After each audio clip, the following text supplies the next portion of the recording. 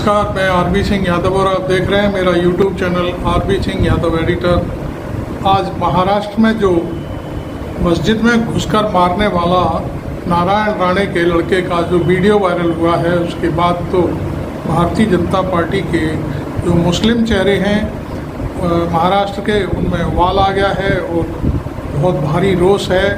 उन्होंने फडणवीस को संबोधित करते हुए एक फेसबुक पोस्ट लिखी है। उसमें कहा है कि क्या भारतीय जनता पार्टी अब इस तरह की नीचता पर उतर आई है, जो ऐसे लोगों को भर्ती कर लिया है, जो लोग इनको तमीज़ नहीं है बिल्कुल कि क्या बोलना है क्या नहीं बोलना है।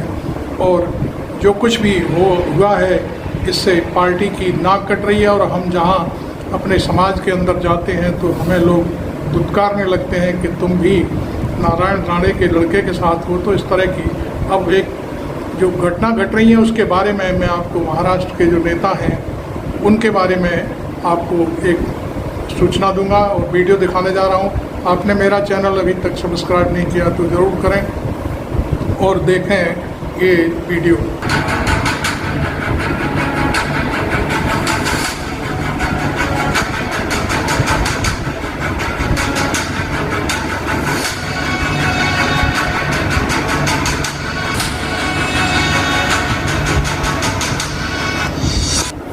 आपने देखा ये क्लिपिंग, ये मोहम्मद पैगंबर साहब के ऊपर महाराष्ट्र के एक संत ने जब कोई टिप्पणी की थी, उसको लेकर के ये मामला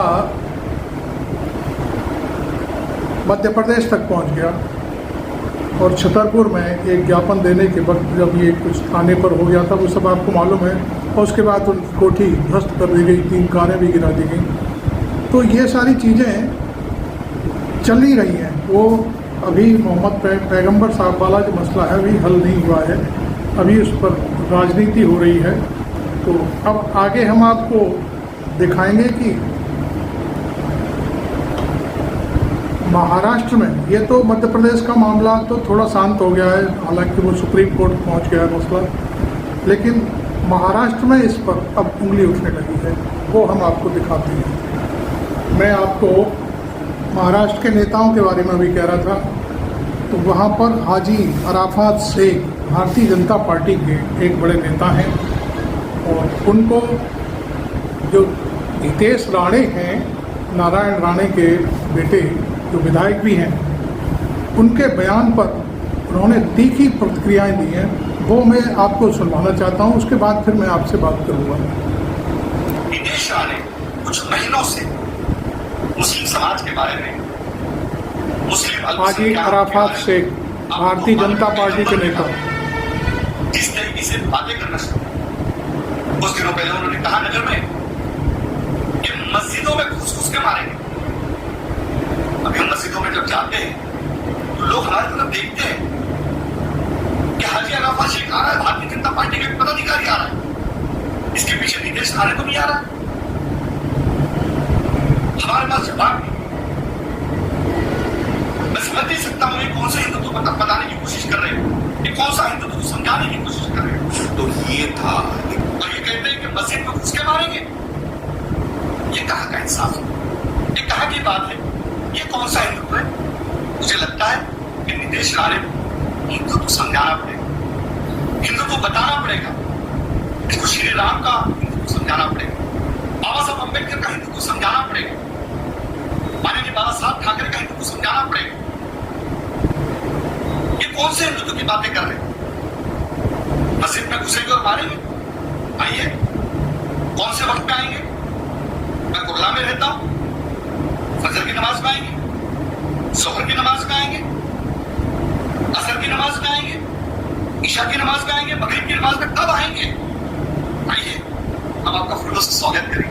आइए, हम आपको बताएंगे मुसलमान क्या होता है, मुसलमानों की तरबियत क्या होती है।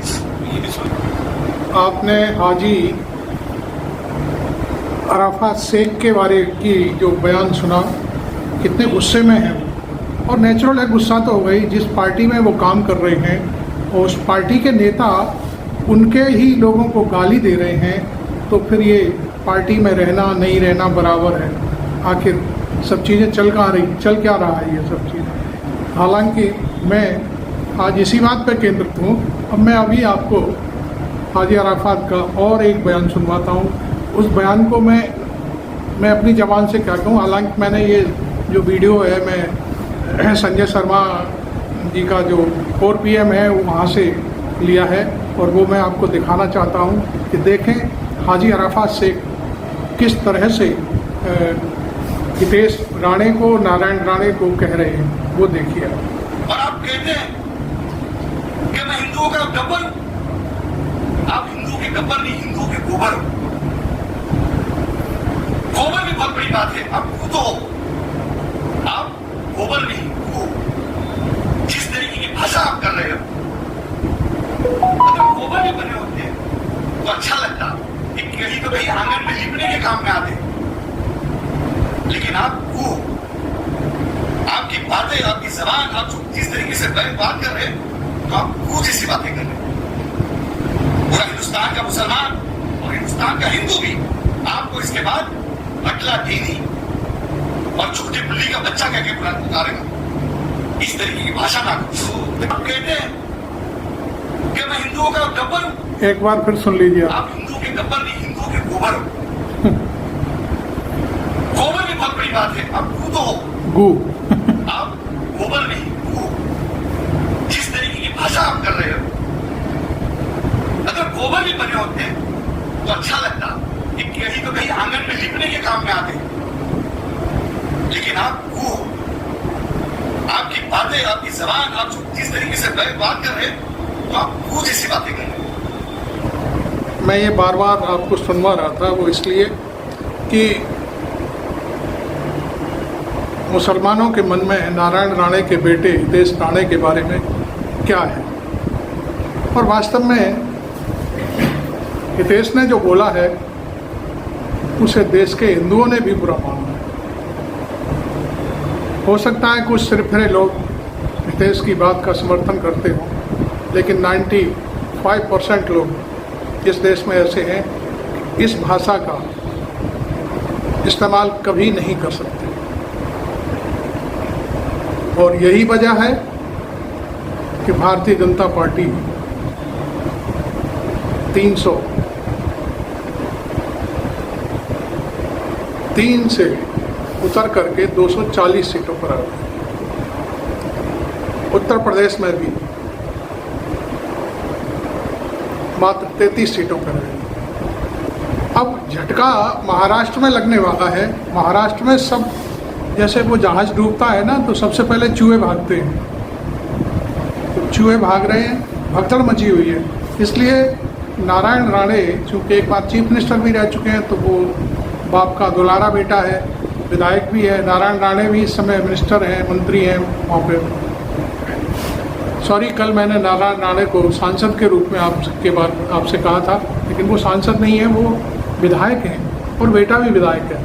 राणे वहाँ पर इस समय मंत्री भी हैं, इसी पद पर हैं। ज़्यादा उनके बारे में हमें जानकारी नहीं है, लेकिन मैं आपको बता दूं कि नारायण राणे ध्रुवीकरण करने की कोशिश में है। अपने बेटे को आगे कर दिया है कि आप इस तरह से बातें करिए। कल के अपने वीडियो में मैंने बिरलोई जब हमारे PM गए थे उसके बारे में कहा था। वो बिरलोई के सुल्तान से मिले, वहाँ बच्चों से उन्होंने दुलार किया, मस्जिद में मत्था टेका, सारी चीज़ें गई। मैंने उनको PM मोदी को एक संकेत भी दिया था कि आप होशियार रहिए नारायण राणे की फैमिली से, कहीं ऐसा ना हो कि आप मस्जिद में हो और ये मारने पहुंच जाए आपको। चूँकि अखलाक भाई तो कह ही रहे हैं, मेरा समाज मुझसे कहता है कि अखलाक आ रहा है, कहीं इसके पीछे हितेश तो नहीं आ रहा, ये देखना है। तो इस तरह की जो बातें हैं, मन में खुरापाती चल रही हैं, इसकी ये सारी चीज़ें हैं, देश को बर्बाद कर देंगे। देश तो खैर क्या बर्बाद होगा, देश जब अंग्रेज बर्बाद नहीं कर पाए तो इनकी क्या औकात है। हाँ, इतना ज़रूर है कि भारतीय जनता पार्टी ज़रूर बर्बाद हो जाएगी इस तरह के गोबर और गू के रहने से, निश्चित तौर पर।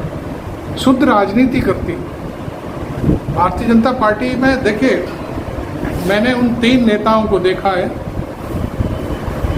वो उस समय अपनी जवानी से भी ऊपर थे और बहुत ही फर्स्ट क्लास राजनीति करते थे। मुरली मनोहर जोशी, लाल कृष्ण आडवाणी और अटल बिहारी वाजपेयी। मैंने अटल बिहारी वाजपेयी की दर्जनों सभाओं को सुना और फिर वहाँ से हट कर के फिर मैं स्टोरियाँ लिखता था, रिपोर्टिंग करता था। मैंने कभी इतनी लूज टॉक कभी नहीं देखी तीनों नेताओं के बारे में। तीनों की कई सभाएं मैंने सुनी, तमाम पत्रकार वार्ताएं की मैंने, लेकिन कभी भी मैंने इस तरह की लफ्ज़, इस तरह के शब्दों का प्रयोग कभी नहीं सुना। और मैं समझता हूँ आज भारतीय जनता पार्टी जो जिस मुकाम पर है उसकी वही वजह है कि उनकी जो पौध थी, जो उन्होंने सींचा था, उसकी जो फसल है वो नरेंद्र मोदी ने काटी है। अब बात यह है कि नारायण राणे या और कोई लोग, हमारे यूपी के चीफ मिनिस्टर हैं, वो भी उल्टा सीधा बोलें तो जब उनका प्राइम मिनिस्टर ही कहता है कपड़ों से पहचाना जाता है, भैंस खोल ले जाएंगे, मंगलसूत्र उतरवा ले जाएंगे, जब हमारे पीएम इस तरह से बोलते हैं तो यह तो छोटी मोटी बकरी टाइप है, मिमियाते रहेंगे, मिमियाने दीजिए। लेकिन ये सारी चीज़ें होती भारतीय जनता पार्टी के लिए मैं समझता हूँ नुकसान ज़रूर पहुँचाएंगी। और जहाँ तक मेरा अपना सोचना है, आरएसएस इस बात पर ज़रूर मंथन कर रहा होगा, क्योंकि वो संगठन भी कभी भी किसी व्यक्ति का नाम भी लेता है तो जी लगा के बात करता है।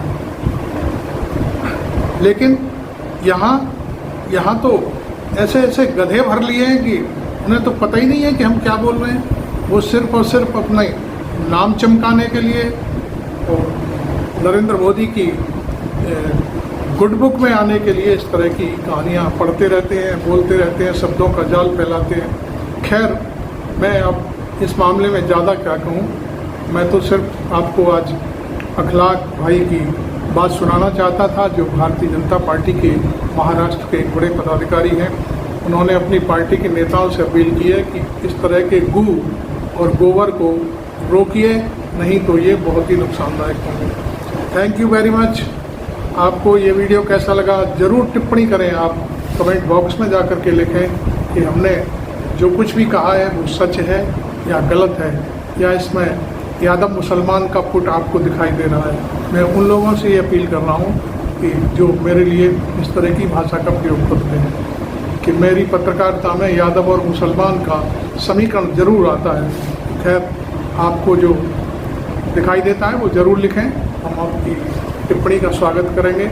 और चैनल को सब्सक्राइब करना बिल्कुल मत भूलिए। Thank you very much. मैं आरबी सिंह यादव।